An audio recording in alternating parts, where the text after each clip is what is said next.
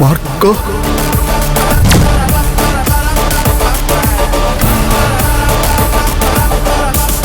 എന്താടാ നോക്കുന്നേ? അത് പിന്നെ ഇവിടെ ഒരാള് വരാന്ന് പറഞ്ഞിട്ടുണ്ടായിരുന്നു. ഏതാള്? എന്റെ ഒരു കൂട്ടുകാരൻ. ആ കൂട്ടുകാരന്റെ പേര് കണ്ണൻ എന്നാണോടാ?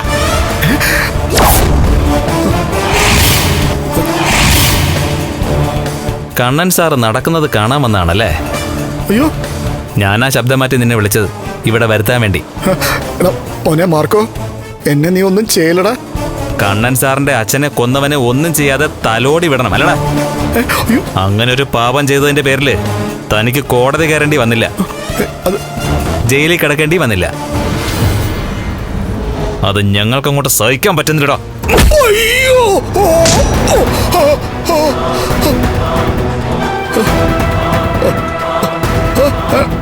മാർക്കോ വേണ്ട, വേണ്ട മാർക്കോ, വേണ്ട വേണ്ട.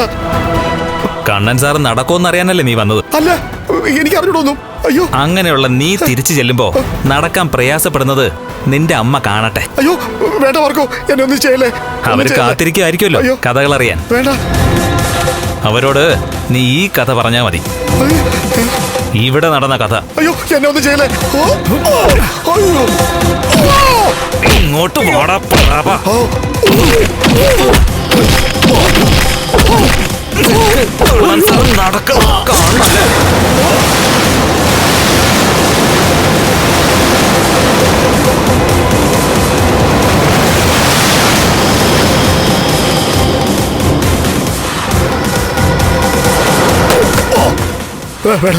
വേണ്ട മാർക്കോ, വേണ്ട മാർക്കോ, വേണ്ട വേണ്ട വേണ്ട വേണ്ട വേണ്ട. ഇനി എന്നെ തല്ലിയ ഞാൻ ചത്തുപോകും മാർക്കോ. ഇത് ഫസ്റ്റ് ഡോസാ. ഇനി മുന്നിൽ വന്ന് പെടുമ്പോഴൊക്കെ ഇതുപോലെ തല്ല് പ്രതീക്ഷിക്കാൻ നിനക്ക്. അയ്യോ, അതിന് ഏത് ആൾക്കൂട്ടത്തിനിടയിൽ വെച്ചാലും ശരി, നിന്നെ കയ്യിൽ കിട്ടിയ നിന്റെ ശരീരം ചതച്ചേ വിടത്തുള്ളൂ. ഞാൻ മനഃപൂർവ്വം ഒന്നും ചെയ്തതല്ലോ മാർക്കോ. ശക്തമായ മഴയിൽ വളവ് തിരിഞ്ഞു വന്നപ്പോ ഞാൻ ബൈക്ക് കണ്ടില്ല. അങ്ങനെ ആ ബൈക്കിൽ എന്റെ ലോറി തട്ടിപ്പോയതാ. ആ സമയത്ത് നിനക്ക് അപകടത്തിൽപ്പെട്ടവരെ ആശുപത്രി കൊണ്ടുപോകാനുള്ള മനസ്സ് പോലും തോന്നിയില്ലല്ലോടാ. രക്തം വാർന്ന് കണ്ണൻ സാറിന്റെ അച്ഛൻ മരിച്ചു. കണ്ണൻ സാറിന്റെ അരയ്ക്ക് താഴെ തളരുകയും ചെയ്തു. എന്നിട്ടും തൃപ്തി വരാതെ കണ്ണൻ സാർ നടന്നോ ഇല്ലയോ എന്നും അറിയാൻ വേണ്ടിട്ട് നീ പരക്കം പായണല്ലടാ.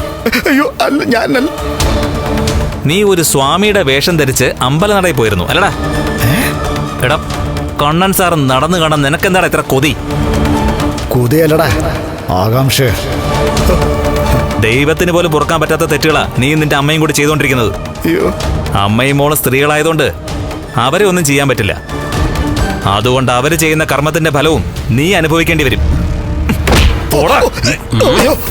കണ്ടുപോരുന്നു നിന്നെ. കേറിപ്പോടാ. അയ്യോ അയ്യോ,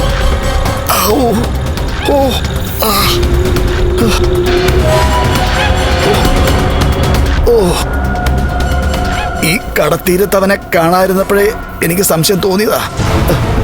ദൂരെ കാറിലിരുന്നും കൊണ്ട് നോക്കിയാ മതിയായിരുന്നു. അയ്യോ,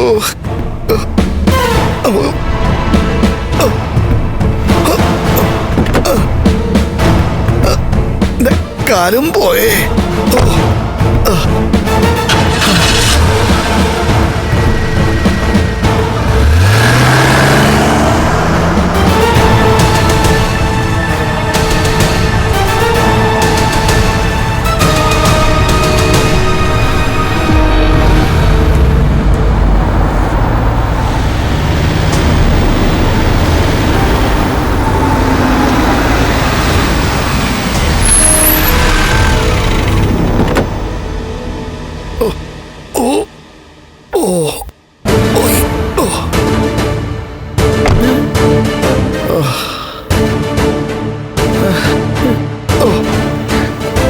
എന്താടാ, എന്ത് പറ്റി?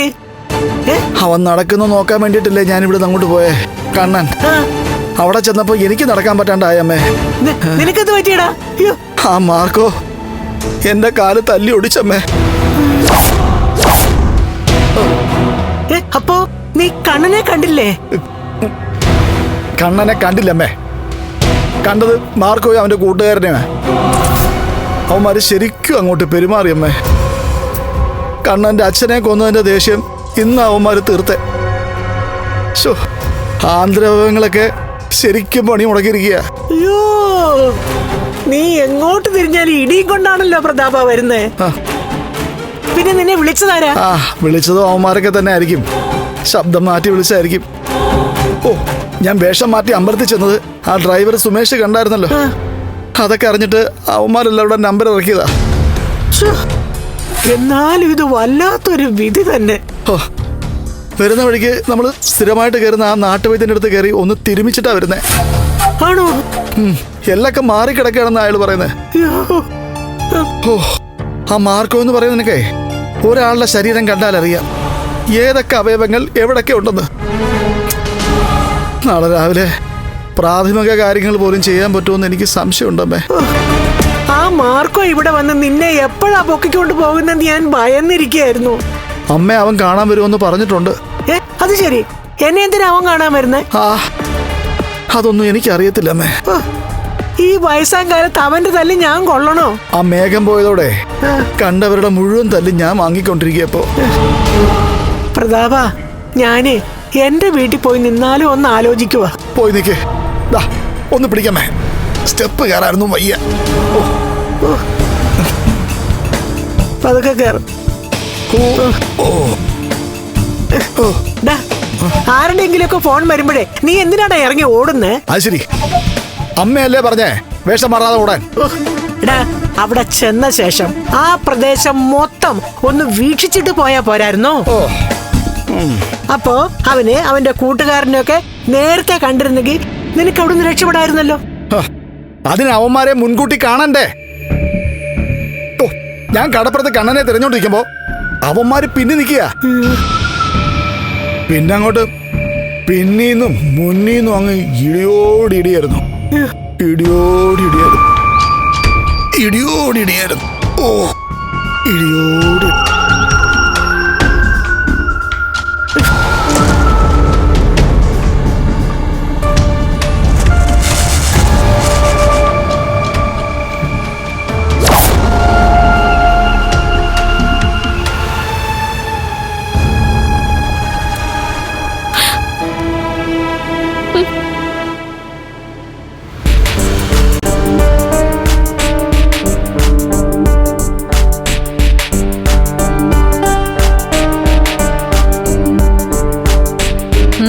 പണിയൊക്കെ കഴിഞ്ഞോ? കഴിഞ്ഞു. ആ, പണിയൊക്കെ കഴിഞ്ഞാലേ സ്റ്റൗ ഉൾപ്പെടെ എല്ലാം തൂത്തു തുടച്ച് വൃത്തിയാക്കണം. അത് കഴിഞ്ഞാ വീട് വൃത്തിയാക്കണം. വീട് വൃത്തിയാക്കാനോ? എന്താ അങ്ങനെ കേട്ടിട്ടില്ലേ? ഇവിടെ വീടടിച്ച് തുടയ്ക്കുന്നൊന്നും നീ കണ്ടിട്ടില്ലേ? അതൊക്കെ അമ്മ ചെയ്തോളും. ഒരമ്മയും ചെയ്യില്ല, നീ തന്നെ ചെയ്യണം. അത്യാവശ്യം ഇപ്പൊ പാചകമൊക്കെ ചെയ്യാൻ നിനക്കറിയാം. പിന്നെ വീടടിച്ച് തുടയ്ക്കാൻ ആരും പഠിപ്പിക്കേണ്ട കാര്യമൊന്നുമില്ല. പിന്നെ ഞാൻ ലോഷനൊക്കെ മിക്സ് ചെയ്ത് തരാം. ഒരു പൊട്ടും പൊടിയില്ലാതെ നീ ഈ വീട് തൂത്തുടച്ച് വൃത്തിയാക്കണം. എന്തിനാ എന്നെ ഇങ്ങനെ ശിക്ഷിക്കുന്നത്? നിന്നെ അല്ല ശിക്ഷിക്കുന്നത്, അവരാ നിന്നെ മടിച്ചിയാക്കിയത്. കുട്ടിക്കാലത്ത് നമ്മളെ പോലുള്ള പെൺകുട്ടികൾക്ക് വീട്ടുജോലി ചെയ്യുന്നതിനോട് വലിയ താല്പര്യമൊന്നും ഇല്ലാത്ത കൂട്ടത്തിലാ. പക്ഷെ അമ്മമാരും മുത്തശ്ശിമാരും ഒക്കെ വഴക്ക് പറഞ്ഞും തല്ലിയും കുട്ടികളെ കൊണ്ട് പണിയെടുപ്പിക്കും. അതവരെ കഷ്ടപ്പെടുത്താനല്ല, അവരുടെ നല്ല നാളെ കരുതി മാത്രം. ഇന്നിപ്പോ പല വീട്ടിലും അടുക്കള പുകയുന്നില്ല. എല്ലാവരും പുറത്തുനിന്നൊക്കെയാ ഫുഡ് ഓർഡർ ചെയ്ത് വരുത്തി കഴിക്കുന്നത്. എന്നാലേ ഈ വീട്ടിലെ കുടുംബനാഥൻ, അതായത് എന്റെ കണ്ണേട്ടന് അതിനോട് വലിയ താല്പര്യമൊന്നുമില്ല. പുറത്തു പോയാലും ഹോട്ടൽ ഫുഡ് വലിയ ബുദ്ധിമുട്ടിയാ കഴിക്കുന്നത്. അത് കണ്ണേട്ടൻ മാത്രമല്ല, നിനക്കറിയാലോ, ഞാനും അങ്ങനെ തന്നെയാ. എനിക്ക് കുട്ടിക്കാലത്ത് പുറത്തുനിന്ന് കൊതിയുള്ള ഫുഡൊന്നും വാങ്ങിത്തരാൻ ആരും ഇല്ലായിരുന്നു. അമ്മ എങ്ങനെ ചെയ്താലും നിന്റെ മുത്തശ്ശിയും അച്ഛനും കൂടെ അമ്മ വഴക്കു പറയായിരുന്നു. എന്നാൽ അന്നു തൊട്ട് കടയിൽ നിന്നുള്ള ഫുഡ് കഴിച്ച് നിനക്ക് ശീലവാ. അതൊക്കെ മാറ്റണം. ആരോഗ്യത്തിന് നല്ലത് വീട്ടിലുണ്ടാക്കുന്ന ഭക്ഷണം തന്നെയാ. ഞാൻ വീട്ടിലെ ഫുഡ് ഉണ്ടാക്കിയല്ലോ, അതിന്റെ കൂടെ ഇനി മറ്റു ജോലി കൂടെ ചെയ്യണമെന്ന് പറയുന്നത് എന്തടിസ്ഥാനത്തിലാ? ഒരു വീട് നോക്കാനുള്ള കഴിവും പ്രാപ്തിയും ഉണ്ടായിരിക്കണം. ഇന്ന് നിനക്ക് ആശ്രയിക്കാൻ ആളുണ്ട്, നാളെ അതില്ലാതെ വരും. അന്ന് മാത്രമേ നിനക്കിതൊക്കെ നന്നായും തോന്നൂ. വീടിനകത്തൊരു ജോലിക്കാരിയെ വെച്ചാ ഇതൊക്കെ പരിഹരിക്കാവുന്നതേ ഉള്ളൂ.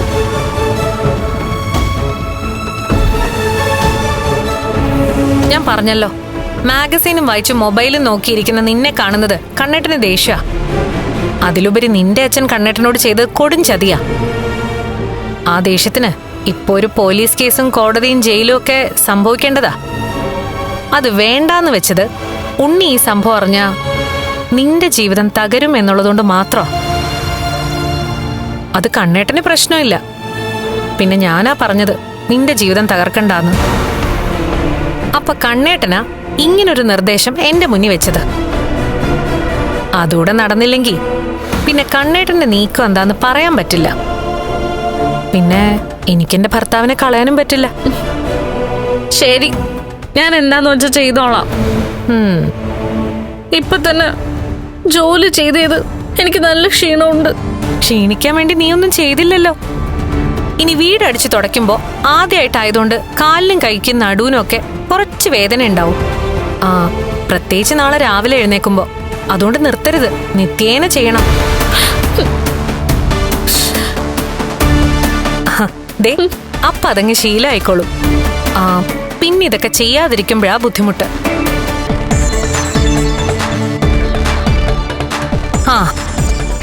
ദേ, ആദ്യം നീ ഇവിടെ എല്ലാം ഒന്ന് അടിച്ച് വൃത്തിയാക്കിക്കേ. ഞാൻ വീട് തുടയ്ക്കാനുള്ള ലോഷനൊക്കെ റെഡിയാക്കി വെക്കാം.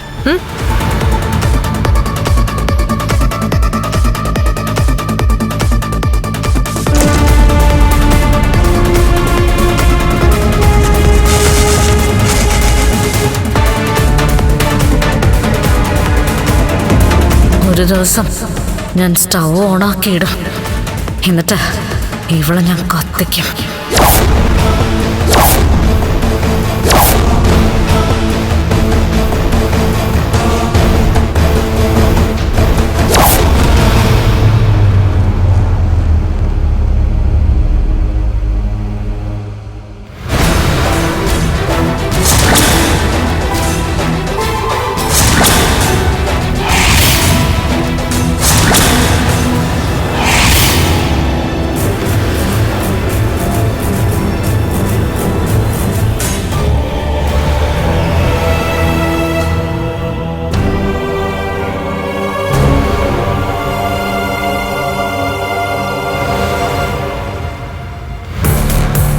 മോളെ അതിങ്ങ് തന്നെ, ഞാൻ ചെയ്തോളാം. വേണ്ടമ്മേ, ഞാൻ തന്നെ ചെയ്തോളാം. എന്താ മോളെ ഇങ്ങനെ? ദേ, മോളുടെ ദേഹത്ത് ഏതോ ബാധ കയറിയെന്നാണല്ലോ ഉണ്ണി പറയുന്നേ. ഉണ്ണേട്ടനേക്കാളും മുന്നേ അത് പറഞ്ഞത് അമ്മയല്ലേ? മോളെ, അല്ലെങ്കിൽ പിന്നെ മോൾ ഇങ്ങനെയൊക്കെ ചെയ്യുവോ? മോൾക്ക് ഇതിന്റെയൊക്കെ ആവശ്യമുണ്ടോ? ഇനി വീട്ടുപണിയൊക്കെ ചെയ്യാൻ തന്നെയാ എന്റെ തീരുമാനം. ഒരു ജോലിയും ചെയ്യാതെയല്ലേ നമ്മളെല്ലാവരും ഇപ്പൊ ഈ വീട്ടിലെ മൂത്ത മോന്റെ ചെലവിൽ കഴിയുന്നത്. ഇനി ജോലി എടുത്തിട്ട് എന്തെങ്കിലും കഴിക്കാനാ എന്റെ തീരുമാനം. അല്ല, മോൾ ഇങ്ങനെയൊന്നും ചിന്തിക്കേണ്ടതല്ലോ. ഇപ്പൊ ചിന്തിച്ചു. ഒരുപക്ഷെ അമ്മയും ഉണ്ണിയേട്ടനൊക്കെ പറയുന്ന പോലെ എന്റെ ദേഹത്ത് ഏതെങ്കിലും ബാധ കയറിയതുകൊണ്ടായിരിക്കും. മോളെ, ഈ ജോലിയൊക്കെ ഞാനല്ലേ ചെയ്തുകൊണ്ടിരുന്നത്. മോളിപ്പോ അടുക്കളയിൽ കയറുന്നുണ്ട്. എന്നാ പിന്നെ മറ്റു പണികളൊക്കെ ഞാൻ ചെയ്തോളാന്നാ പറഞ്ഞത്. വേണ്ട, എല്ലാം ഞാൻ തന്നെ ചെയ്തോളാം. മോളെ, മോൾ അങ്ങനെ ചെയ്യുന്നോണ്ട് കുഴപ്പമൊന്നുമില്ല. പക്ഷേ കണ്ണനെ ലക്ഷ്മിയും ഭയന്നിട്ടാ മോൾ ഓരോന്നിപ്പോ ചെയ്യുന്നത്. അതാ ഞങ്ങളുടെ സങ്കടം. അങ്ങനെ മോൾ അവരെ ഭയക്കേണ്ട കാര്യം എന്താ? എനിക്കിപ്പോ എല്ലാവരെയും ഭയോ, എന്നെ പോലും. മോളെ, മോളെന്നാ എന്റെ കൂടെ അമ്പലത്തിൽ വരെ ഒന്ന് വരുവോ? ബാധ ഒഴിപ്പിച്ചു വിടാനുള്ള അമ്പലമാണോ? എവിടെയെല്ലാം നമ്മൾ പോയിരിക്കുന്നു അമ്മ. ഏതെല്ലാം മന്ത്രവാദികളെ കൊണ്ട് പൂജ ചെയ്യിച്ചിരിക്കുന്നു. എന്നിട്ട് എന്തെങ്കിലും പ്രയോജനം ഉണ്ടായോ? ഇനി എനിക്ക് അതിലൊന്നും ഒരു വിശ്വാസവും ഇല്ല മോളെ. എന്ന് മാത്രമല്ല, എന്റെ ദേഹത്ത് ബാധ കൂടിയിട്ടുണ്ടെങ്കിൽ അത് ഒഴിപ്പിച്ചു വിടാൻ ഒരു മന്ത്രവാദിയെ കൊണ്ടും കഴിയില്ല. ഇത് മറ്റു പലർക്കും വേണ്ടി ഞാൻ ചെയ്യുന്നൊരു ത്യാഗമാ. മോളെന്താ ഇങ്ങനെയൊക്കെ പറയുന്നേ? അമ്മയുടെ മോനെ പോലെ ഓരോന്നൊക്കെ കുത്തി കുത്തി ചോദിക്കണ്ട. ഇത് എന്റെ വിധിയാ. ഞാൻ ഈ വീട്ടിലേക്ക് വന്നതേ വീട് നോക്കാനല്ല. എന്നാ ഈ വീട് നോക്കാനും എന്നെ നോക്കാനുമാ ലക്ഷ്മിയെ എനിക്കൊപ്പം ഇങ്ങോട്ടേക്ക് പറഞ്ഞു വിട്ടത്. പക്ഷേ പല പല കാരണങ്ങൾ കൊണ്ട് വിധി മാറി മറിഞ്ഞു. ഞാൻ ആഗ്രഹിച്ചത് അവള് നേടി. അവളുടെ സ്ഥാനം എനിക്ക് കിട്ടി. ഇനിയിപ്പോ ആരെയും ഒന്നിനെയും പഠിച്ചിട്ട് കാര്യമില്ല. ഈ ജന്മം ഇതിങ്ങനെ തന്നെ ഒടുങ്ങട്ടെ. മോളെ, നിന്റെ സംസാരത്തിന് നല്ല നിരാശയുണ്ടല്ലോ.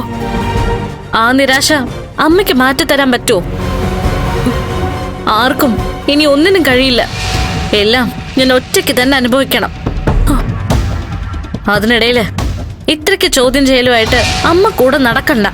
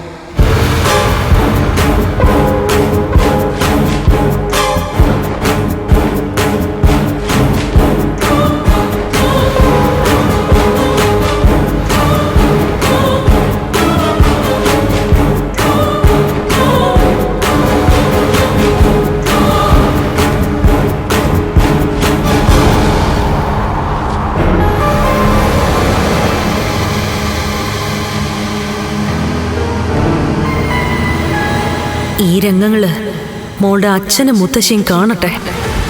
എന്നിട്ട് എന്താണ് പരിഹാരമെന്ന് വെച്ചാ അവര് കൂടി ആലോചിച്ച് തീരുമാനിക്കട്ടെ.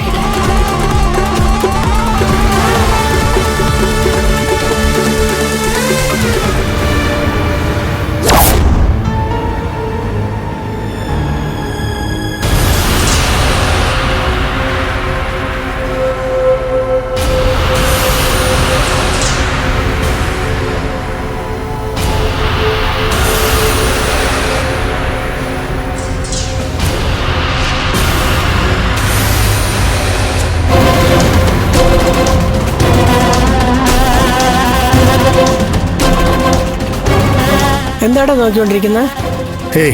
ഒന്നുമില്ലമ്മേ. മര്യാദക്ക് എന്നെ കാണിക്കേ. ഒന്നുമില്ലെന്ന് പറഞ്ഞില്ലേ? നിനക്കൊരു വീഡിയോ അയച്ചു തന്നിട്ട് അവളെന്നെ വിളിച്ചായിരുന്നു ദുർഗ. പിന്നെ നീ ഒന്നുമില്ല എന്ന് പറയണ്ട. ഇങ്ങോട്ട് കാണിക്കടാ.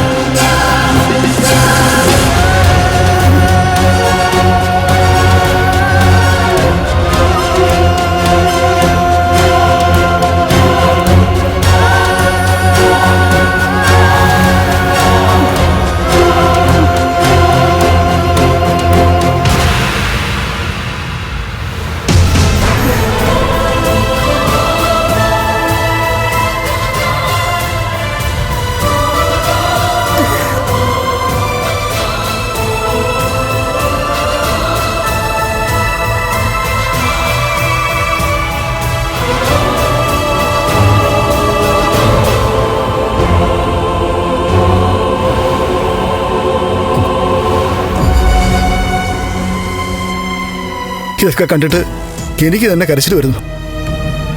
അതുകൊണ്ടാണ് ഞാൻ അമ്മയെ കാണിക്കാത്തത്. എന്നെ കാണിക്കാതിരുന്ന എന്റെ കുഞ്ഞിന്റെ കഷ്ടപ്പാട് മാറുവോടാ? ഇതിനിപ്പോ ഞാൻ എന്ത് ചെയ്യണം അമ്മേ? നീ എന്ത് ചെയ്യണമെന്ന് എനിക്കറിയില്ല, പക്ഷെ ഞാൻ എന്ത് ചെയ്യണമെന്ന് എനിക്കറിയാം.